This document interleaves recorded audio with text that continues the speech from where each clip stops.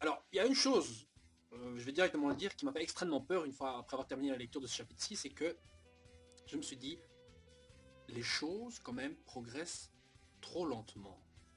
Bon, qu'est-ce que je veux dire par là? C'est que, ok, les choses pour l'instant progressent en réalité à une vitesse normale pour la narration, pour ce que c'est, ça va normalement. On est dans la même lignée plus ou moins que les chapitres hebdomadaires.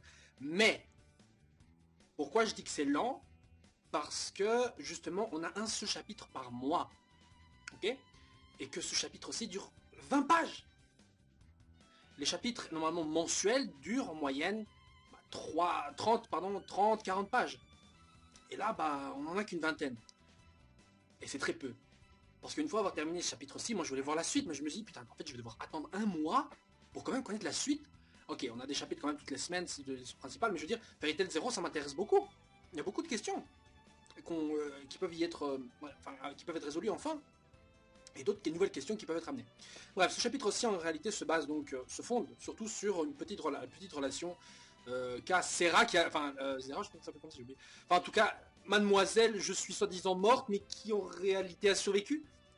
Bon, en fait, on pensait tous qu'elle était morte, on s'était tous dit, wow, putain, voilà, elle est morte, c'est cool, ça commence bien, parce que, voilà, on a une mort dans Fairy Tail, alors que dans Fairy Tail, en général, on est toujours en train de se plaindre, oui, mais il n'y a jamais de mort, je sais pas quoi, il n'y a pas de risque, quoi. Et là, on s'est dit, oh putain, l'histoire commence avec directement avec des morts, ça va bien. Mais bon, en fait, non, elle est encore en vie. Elle est encore en vie. Je veux dire, alors, ça servait à quoi de faire genre, là, je veux dire, la Mévis qui chiale en pensant qu'elle est morte, et de faire toute une mise en scène, genre, vraiment, elle est morte. En fait, non, elle est encore en vie. Je veux dire, ça aurait été alors d'une manière plus intelligente, ce qui aurait dû se passer, c'est que genre, oui, on la montre, genre, elle s'évanouit, il dit, ne t'inquiète pas, on va survivre, elle est pas en train de pleurer, genre, on va crever. Bref, Zera, en tout cas, qui a un design plutôt sympathique et qui me rappelle beaucoup une fusion entre Wendy et Kana. Et j'imagine que Wendy, en fait, l'auteur a décidé de changer la coupe de Wendy parce que justement, si on regarde bien, la coupe de Mavis, hormis la couleur, est la même que celle de Wendy, et l'apparence de Zera, justement, la même que celle de Wendy. Et si on fusionne les deux, on a une Wendy. Et je pense que pour dissocier les deux, j'imagine que l'auteur, donc Hiro Mashima, s'est dit, ouais, on va changer un peu le design, alors elle lui a fait des choix. Donc Zera qui est encore en vie, mais moi j'ai une petite théorie concernant Zera, c'est qu'en réalité elle serait effectivement bien morte, et que Zera n'est juste qu'une sorte d'illusion, une sorte de projection astrale, enfin un truc un peu à la Mévis quoi, dans l'actuel manga comme elle est morte, mais elle revient encore là, en forme astrale, spectrale ou je sais pas quoi. Donc peut-être Zera, c'est la même chose, et que peut-être Mévis l'a créé pour lui tenir compagnie, peut-être que c'est ça. Peut-être que c'est ça, et peut-être qu'en réalité, elle se sert de Zera comme une sorte d'extension d'elle-même, parce qu'on voit bien que Zera elle-même, ça fait longtemps qu'elle n'a pas parlé, dit dans le manga, enfin dans le chapitre, ouais, ça fait longtemps que je ne parle à personne et tout, alors qu'il y a Mavis qui est là. Et donc peut-être que Mavis s'exprime à travers Zera, et que voilà, peut-être que c'est pour que Mavis se sente justement moins seule. Peut-être que c'est ça. Bon, c'est une théorie un peu farfelue, mais bon, elle est à vérifier. Je veux voir d'abord ce que va dire, évidemment, Yuri et les autres une fois qu'ils auront vu Serra. Peut-être que Zera à un moment donné, genre, en fait, ils vont jamais la voir ou quoi. Faut voir. Bon, peut-être qu'ici la voit, alors c'est vraiment une projection astrale. Mais bon, alors c'est vraiment qu'elle a envie, je ne sais pas. Beaucoup de choses sont possibles, mais je le dis maintenant et souvenez-vous bien de ce que je viens de dire. Bref, Sarah et Mavis donc qui sont sur l'île Tenro, les deux seuls survivants visiblement parce qu'il y avait apparemment sur cette île il y avait juste l'île Red Lizard là qui a été attaquée donc par Blue Skull le chapitre précédent et Blue Skull je sais pas s'ils étaient sur la même île visiblement non enfin j'imagine que non ils n'y étaient pas ou peut-être que si en réalité je ne sais pas en fait mais dans tous les cas les deux seuls survivants sont Mavis et Zera et elles tombent donc nez à nez dans leur bibliothèque, oui, parce qu'il y a un bâtiment, une bibliothèque qui n'existe plus visiblement maintenant, vu que quand Fairy Tail l'actuel était sur l'Iterojima, ils ont pas vu une seule librairie, enfin une seule bibliothèque, machin, donc j'imagine que tout cela est détruit maintenant, ou alors a été bougé dans la bibliothèque de la guilde maintenant, de la guilde actuelle de Fairy Tail, qui malheureusement a explosé les nombreuses fois où elle a été détruite. Donc maintenant ça ne doit plus exister, certainement. Enfin bref, dans tous les cas, oui putain, quand j'y pense, tous les livres de Fairy Tail, tout ça, enfin toutes les connaissances, tout ça, ça a explosé quoi. Alors qu'on voit bien que dans ce chapitre-ci, tous ces livres, tous ces bouquins ont permis à Mavis d'acquérir une connaissance incroyable au niveau de tout ce qui est autour d'elle, la biologie, la science. Parce que oui, il y a de la science aussi dans Fairy Tail. De la science et même dans la magie, j'imagine. Parce que bon, elle est fan d'elle-même de magie, visiblement, quand Yuri lui annonce que celui-ci peut pratiquer ou utiliser des objets magiques. Et celle-ci s'étonne alors que, moi, je sais pas, Mavis c'est légèrement pas... Enfin, Mavis c'est légèrement capable d'utiliser la magie, enfin, je crois. Bref. Donc dans la bibliothèque, elle tombe nez à nez avec Yuri qui est seul, je ne sais pas où sont les autres, Warren Seken et Purito, je ne sais pas où ils sont certainement en train de visiter l'île tout seul. Mais dans tous les cas, Yuri tombe sur elle et essaie de la baiser en faisant genre, oui voilà, on est là juste pour regarder, blablabla. Malheureusement, Mavis est beaucoup plus maligne. qu'il pourrait ne pas croire, et donc est-ce qu'ils avaient lui-même baisé, et donc j'avais sa véritable intention qui est donc de trouver la jade légendaire de l'île des Noix.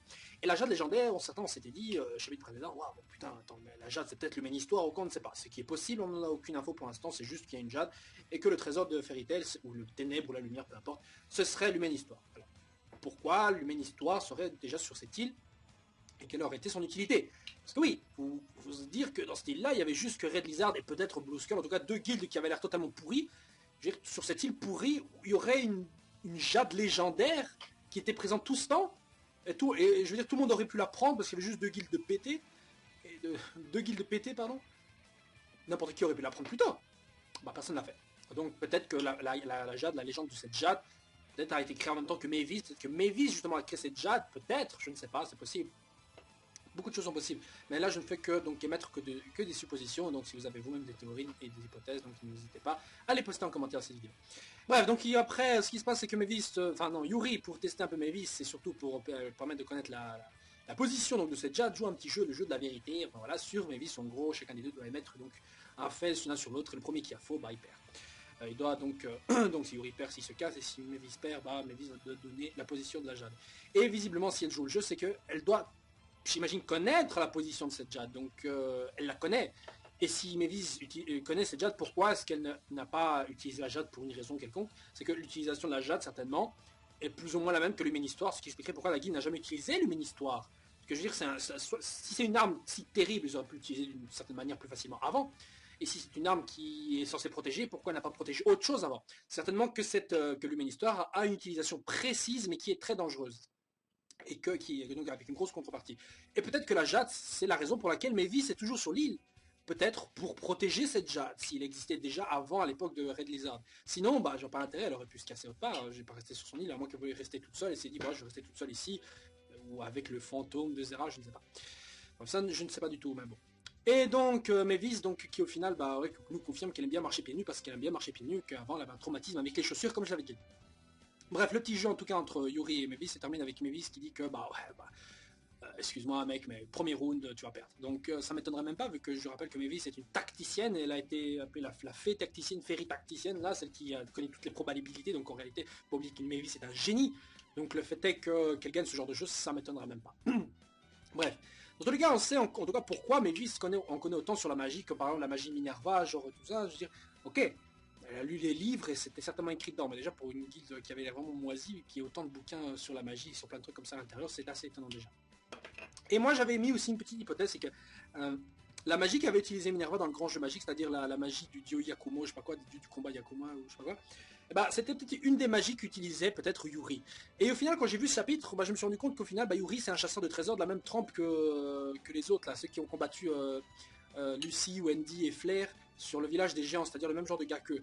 Et donc je me suis dit, au final, bah, Yuri peut-être pas un si bon et puissant mage que ça, peut-être qu'il utilise des objets magiques, mais au final c'est pas véritablement un puissant mage. Peut-être que les deux puissants mages étaient bah, Purito et Warhol Siken. Donc ça je ne sais pas, peut-être ce sont ok des chasseurs de trésors, mais qui peuvent utiliser qui peuvent utiliser de la magie. Mais c'est aussi étonnant que Mavis soit étonné qu'il puisse... Enfin, étonné avec le mot magie, oh, de la magie, machin. Alors que, voilà, c'est Mavis, quoi. Enfin, je veux dire, elle n'est pas elle-même une mage, déjà. Ou alors, peut-être qu'elle est devenue mage par la suite. Ou alors, ils vont tous devenir des mages et que, enfin, pour une raison ou une autre, contaminés par la jade qui va leur conférer des pouvoirs incroyables. Je sais pas, et c'est peut-être pour ça que Ivan cherche Jade, qui ne serait autre que l'humaine histoire, parce qu'elle confère plein de pouvoirs, mais en contrepartie, je ne sais pas... Ouais, non, je vois pas, en fait. Mais bon, voilà, ce sont encore une fois des théories. Donc le chapitre se termine là-dessus. Et c'est pour ça que je dis que c'est assez rapide, parce que sur un mois, on aura 20 chapitres qui vont poursuivre le même genre de rythme. Chapitre suivant, ce qu'on aura, c'est certainement Yuri, donc qui va effectivement perdre le jeu, et qui après, ils vont essayer de négocier, elle va essayer donc de trouver la jade par la force, et donc Mavis va essayer de chasser Purito et les autres, elle va croiser justement, alors elle va rencontrer Purito et Warren Seeker séparément peut-être, et à la fin il y aura peut-être un combat tous les trois contre elle, et elle va gagner, que sais-je, et après, bah... je sais pas, ils vont devenir copains parce qu'il y a un monstre qui va tuer Mavis, et peut-être que là, l'un des trois va la sauver, certainement, je sais pas. Un autre truc que je me suis aussi dit, c'est qu'il y a certainement plein de gens qui vont commencer à kiffer le personnage de Yuri, et vont faire plein de Mavis X Yuri, là. Oh mon dieu, ils sont trop cute ensemble. Ouais, je le sens déjà, parce que déjà, les RF Mavis, ça y avait beaucoup, mais là, les Yuri Mavis, ça, je sens que ça va arriver. Dans tous les cas, je ne sais pas, d'ailleurs, qui est la mère de Makarov, parce qu'il faut se rappeler que Yuri a dit dans ce chapitre aussi qu'il était encore un ado, enfin, pas un ado, mais jeune, parce que Mavis avait dit qu'il avait la vingtaine, enfin, qu'il était... qu'il avait juste pas Enfin, qui n'était pas en tout cas si vieux que ça, mais en tout cas, Yuri, visiblement, effectivement, est très très jeune. Et ce qui me fait dire alors, c'est que, attends, à la fin du chapitre, on dit 95 jours avant la création de Fairy Tail. À la création de Fairy Tail, Yuri avait l'air d'avoir donc la même apparence et il n'y avait pas visiblement personne d'autre dans la bande. Où est passé Zera? C'est-à-dire que d'ici à la création de Fairy Tail, Zera a disparu, ou alors c'est elle qui a pris la photo de manière évidente, ou alors... Ouais, non, en fait, peut-être que Zera est morte. Parce que dans le flashback, il y avait juste Warrod et les autres. Et je veux dire, dans un monde magique, ils auraient certainement pu trouver un moyen de prendre une photo de tout le monde. Donc peut-être qu'à la création de Fairy Tail, effectivement, bah, Zera serait morte. Ou alors peut-être n'a jamais été là et que, comme j'ai dit, c'est une projection. Vous imaginez ça? Ce serait incroyablement... un beau petit... un beau petit retournement de situation, j'ai envie de dire. Mais bon, donc je veux dire par là, ce que je veux dire par là, c'est qu'on sait que Yuri, en tout cas, n'est plus là dans le monde actuel de Fairy Tail. Enfin, on n'en sait rien, mais visiblement, il n'est plus là. Donc on va supposer qu'il est mort. Et s'il est mort, il est soit mort de vieillesse, ou alors il est mort avant. Et alors là, ça me fait poser une autre question. C'est que ces chapitres Fairy Tail 0, machin, ça va durer jusqu'à quoi? Parce qu'on voit 95 jours jusqu'à la création de Fairy Tail. Donc est-ce que le flashback, enfin je veux dire, le Fairy Tail 0 va aller jusqu'à la création de Fairy Tail, après basta? Genre jusqu'à l'époque de la photo, là, où ils étaient tous ensemble? Voilà. Yuri a peut-être à 18-19 ans, je crois, c'est un truc comme ça. Et entre-temps, je veux dire, entre-temps, Makarov est né à un moment où Pureito était déjà très vieux. Donc ça veut dire que Yuri aurait survécu à un âge avancé. Sachant que Makarov, quand il a été désigné maître, il devait avoir dans la trentaine, quarantaine.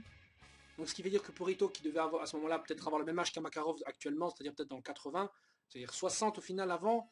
S'il y a 60 avant, ça veut dire que Yuri soit mort à un moment où Pureito était déjà maître. Ou alors il est mort avant.